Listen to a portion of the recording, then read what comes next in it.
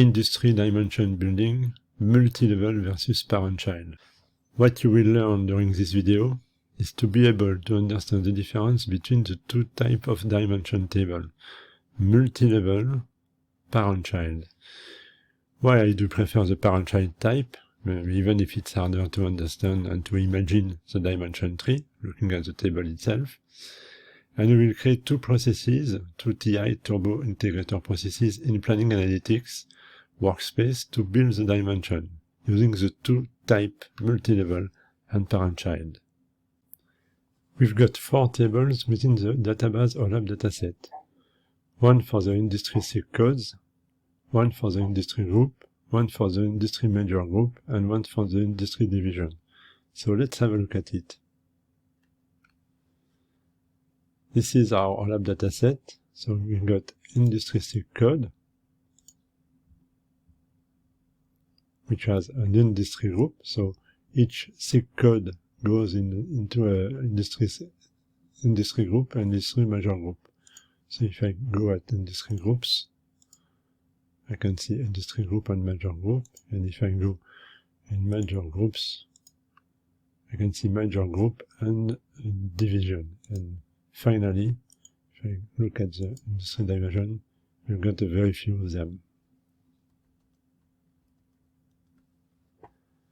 So these 4 tables can be combined in a view to create the whole hierarchy.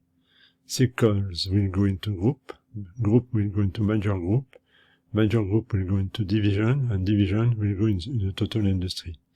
And we will have 2 views, one for each dimension type. So if you have a look at the database, within the database structure, we've got industry parent-child, which we can browse. And we've got also an industry multi-level. And you can see that when you look at the multi-level, you can see that the SIG code wheat go into cash grains, which go into agricultural production crops, which goes into agriculture, forestry and fishing, which goes into the whole industry. It's harder to read it, to read the full whole hierarchy within this parent-child table.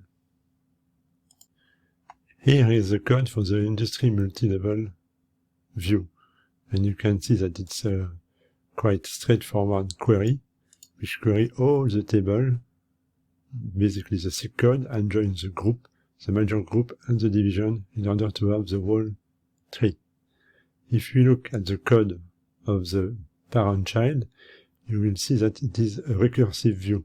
So for each SIG code, you tell which industry group it belongs to, and for each industry group you tell which major group it belongs to, and for each major group you go back to division, and for the division you get back to the whole industry level. So now that we've seen the table, the views, which will allow us to build the dimension, we will try to create the dimension within planning analytics. So first thing is to connect to planning analytics. That's what I will do.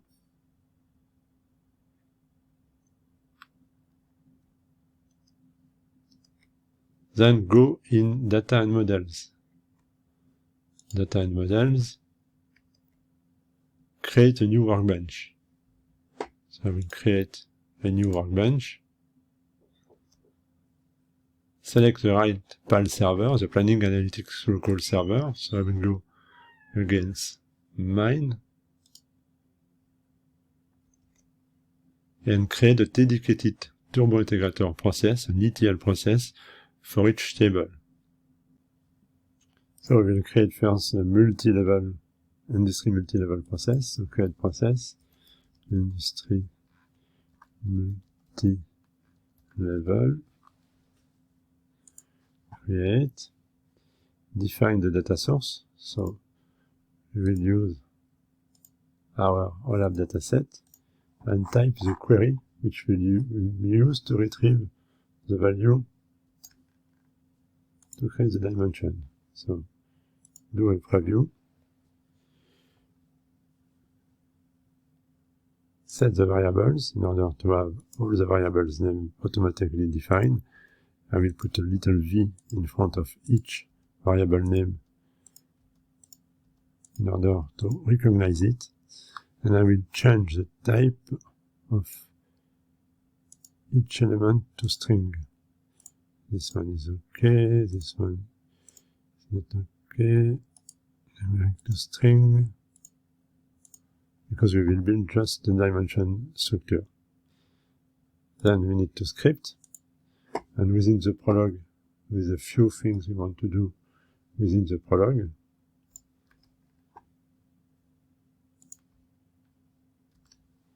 The first thing, use a variable in order to avoid repeating the dimension name everywhere.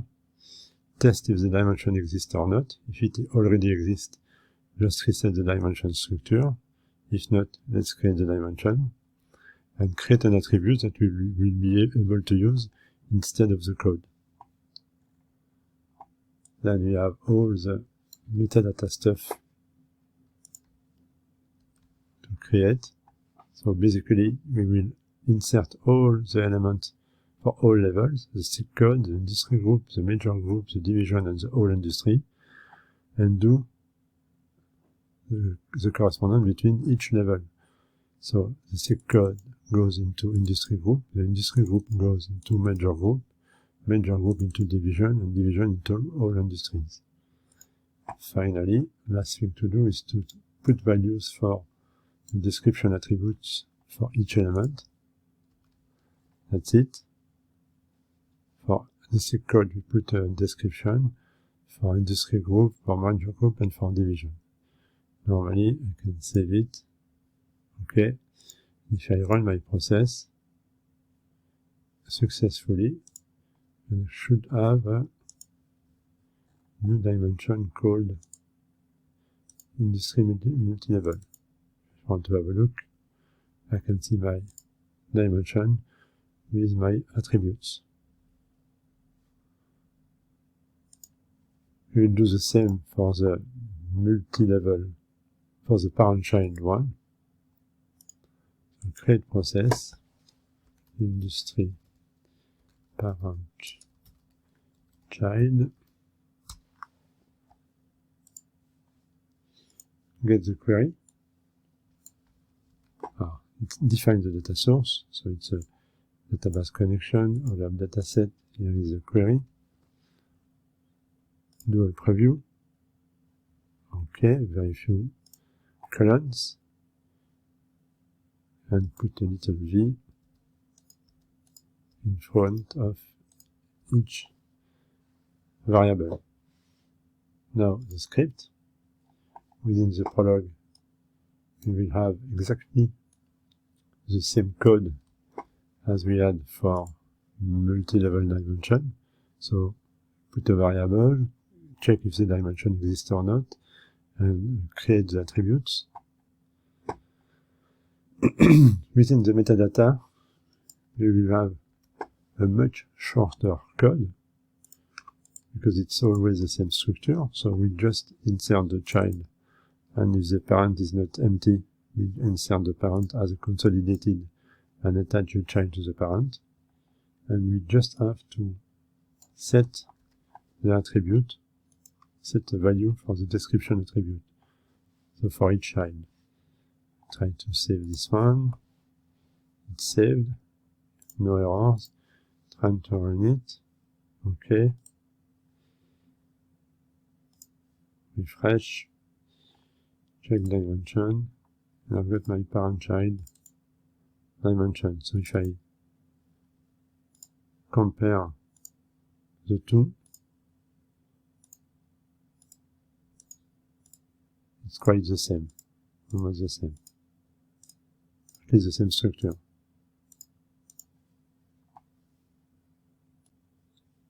So, you have built the two processes, and the two dimensions are almost equivalent. Which process do you prefer? Up to you to decide. Thank you for watching.